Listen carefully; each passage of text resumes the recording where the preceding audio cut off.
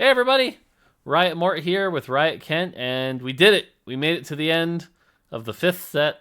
Reckoning is over. We came to the final patch, patch 11.21. That's it. Reckoning's done. We did the World Championship. We're here. By the time you watch this, it'll be the day before all the crazy reveals. So yeah, we made it. Exciting stuff. We're finally done. Very excited for set 6. Can't wait for all of you to see it too. Yeah. Well, before we get to that, let's dive through the final patch. Now, this patch, it's interesting because when we looked at the data, believe it or not, I know this is going to shock some of you, but it actually looked really balanced to the point where we were like, we could almost get away with doing nothing. But the perfectionist in us was like, or we could adjust a few small things. So there are a few small changes trying to get it to that perfection, because what's better than achieving perfection the day before you throw it all away and start over? So Nothing. That's the best feeling ever. Also, just to frame things a little, anchor things a little bit. Most of these changes are relatively small because we, like Mort said, we're pretty close on balance. So we put some of the ones where we think affect meta comps more into the large change bucket, and you'll see that they're actually not that big of change, but we think those will be the ones that are a little bit bigger. Yep. All right, let's dive into it. All right. Yep. Mystic, 2 and 3 are fine. Don't really need a buff, but if you invest heavily in Mystic 4 and 5, you should be rewarded for it. You should say, hey, Magic users, you're not going to hurt me that much anymore. So we went ahead and buffed Mystic 4 and 5. Yeah, and this doesn't mean that you're going to put in a 1-star Lux, 1-star Lulu, and then your team is instantly going to become immortal to Magic users, because Magic resistance multiplies your HP. So if you don't have 2-star units, they're not going to be very tanky anyway. So it's not instant counterplay to Magic users, but it's going to be better if you have actually invested in Mystic for saw the future. It's Magic lobby. I'm going to put in 4 or 5 Mystic. You should get the payoff. Yep. Cool. Misfortune. Misfortune is a very good champion, but definitely spikes really hard when you hit MF3. So we're just bringing MF3 down a little bit. It's funny because this was in the last patch rundown, and we took it out at the last minute because MF was starting to struggle a bit. But with the reintroduction of the 2 Radiant items, that struggle went away. MF's doing pretty good. So just bringing her down just a little bit. Yep. This is relatively small nerf. She'll still be pretty good, just not as impressive. Yep. Speaking of which, Zyra 3, such a weird champion, but that spike from 300 damage to 575, a bit too high. And it also felt weird when sometimes Zyra 3 was better than Vel'Koz 2 or better than Heimer 2. So that felt inappropriate. So Zyra 3 getting a bit of a nerf here. Yeah, especially because we buffed Draconic last patch. There's more weight. You get more gold overall, so then you can get more access to Zyra. So we're tuning that down. She's very strong right now. Yep. Lucian with the Sentinel nerf.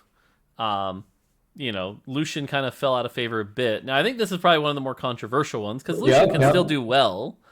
Yeah, you want to dive into this? Yeah, I was gonna say this is one of probably one of the spicier changes that I think some players will disagree with, especially some that watch certain streamers who think Lucian is really strong right now. But this change kind of comes from 2 places. One, in the data, Lucian 1 really struggles a lot. Lucian 2 is really good, but then falls off really hard. But a lot of the super powered Lucian comes from perfect build, IE, JG, Giant Slayer, and he can melt people. But he if you have other builds, he's often getting stuck on the really tanky tank or the 4 Knight build. You can't really burn through that. And so we're basically making it so that you can itemize him in different ways, or you can even sometimes maybe lean into Cannoneer more, into 4 Cannoneer, and multiply this additional AD. Kind of try to open up a little bit of flexibility with his build rather than, it's always 6 Sentinel. So kind of just coming from those 2 directions. Looks bad in data, plus 2. The other thing is that his perfect build is really good, but we want you to also be able to play him in other builds or with other item builds. And yeah. Makes sense. And then Vel'Koz, bit of a nerf. Small nerf. Won't change a ton, but just a little less damage. Make you invest him in a little more. Yeah, Vel'Koz's one really strong right now, especially if you get him early. Going to tune that down just a little bit. And at 2 stars, you're not going to feel this very much, but like just taking a little bit more time to kill units on the board. Yep. Sweet. On the 5-cost side, Akshan. Akshan is definitely a very dangerous character. Get 2 Radiant items. 2-star Akshan does a lot of damage. We're just making him have a little bit of a more vulnerable weakness. If you can pin him down and kill him, he might die. So just a little less HP. And yeah, go ahead. Oh yeah, Auction goes infinite a lot. Like, he's always last unit surviving with unhealing item, dashing around the whole team. Like, you can't really lock him down, but like now when you actually get a CC on him, he has a smaller health pool that you can hopefully burn through. He'll still be dishing out a lot of DPS. He is a 5-cost carry, still legendary. One of the best endgame carries, and so he should still be that way. Just that if you can position around it and play around locking him down, you should be rewarded. Yep. And then Kale. Kale.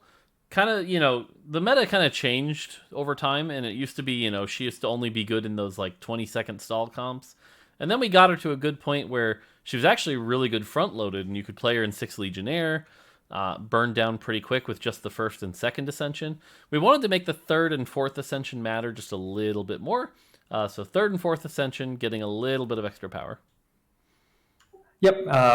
When you can like stall long enough for her to get that far, or maybe you're not even playing the front loaded build, you're playing the back loaded build. This should be a pretty nice buff to that. Cool. On the small side, Abomination, we're just lowering the scaling a little bit. Should make Abomination 3 just a little less powerful. Technically hurts 4 and 5 less because they don't start scaling until a little later. But very small adjustment here. Legionnaire, let me run through these. Legionnaire 4, small nerf. Legionnaire 4, especially in the early game, was overperforming just a little bit. If you got the early like Yasuo Riven plus Aatrox and Callista, so just a little too good. And then Sentinel 9 underperforming just a little bit. So Sentinel 9, bit of a buff. Yeah, Abomination 1, you mentioned it, but yeah, basically nerf to 3. Like Abomination 3 in stage 6 should be more fragile now than it currently is. Excuse me. And then the second one to talk about is Sentinel 9. Basically, you brought your illusion to like 4.6 or something attack speed. Now it'll bring your illusion up to 5 to cap out that attack speed. But it also gives like other units a lot more attack speed. So should feel a lot better when you go 9. You have this uncraftable emblem, 9 Sentinel. Should be really strong. Sweet.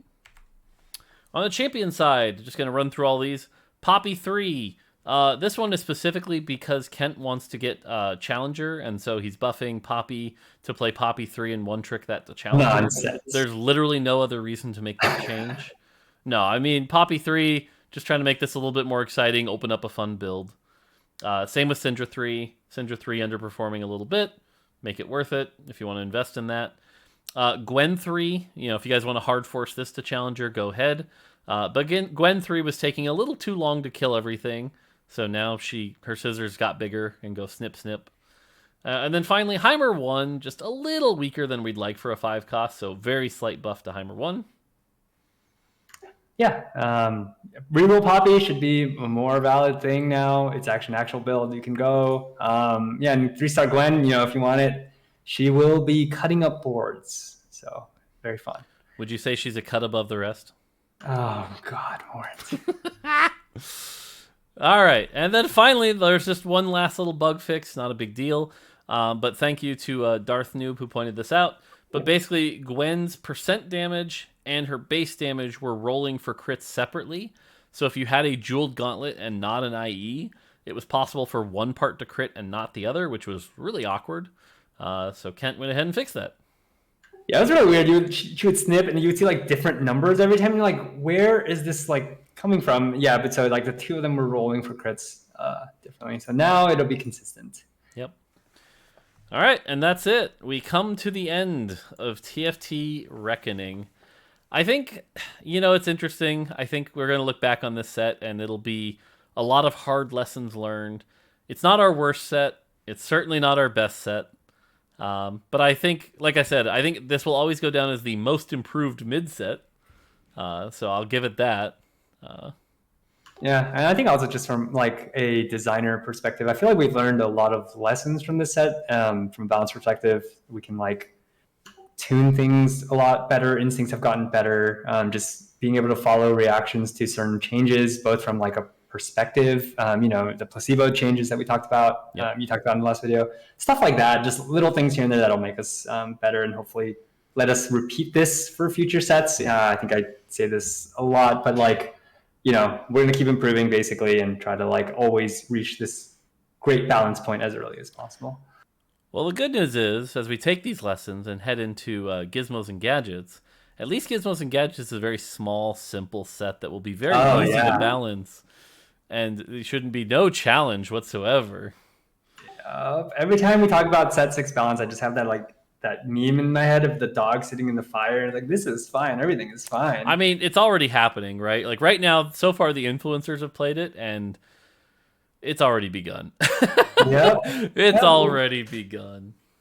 It is. So. It's quite a fun set though. So it'll be fun to balance more. Everything will be fine. All right, last thing before we go. What was your favorite champ in all of Reckoning? All of Reckoning. Yep. Favorite champ and favorite trait.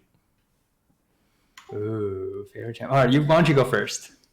All right. I mean, favorite champ, I have to give it to Gwen. I think Gwen was just a lot of fun. A 5-cost that like you could throw in for just inanimate and mystic. You could give her blue buff and watch her snip away. The way she would just like cut down tanks.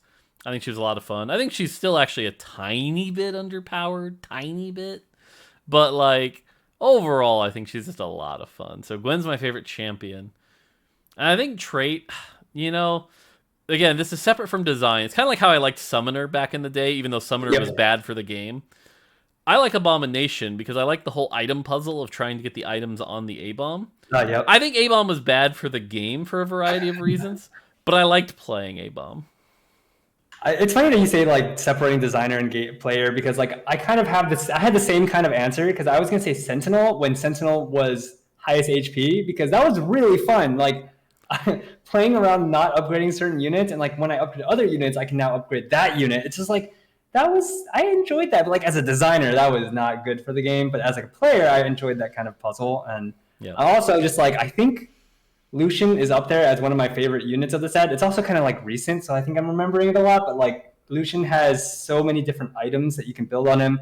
He has very interesting positioning. You can find ways like sometimes I frontline him to skip the front line and go straight for the backline corner.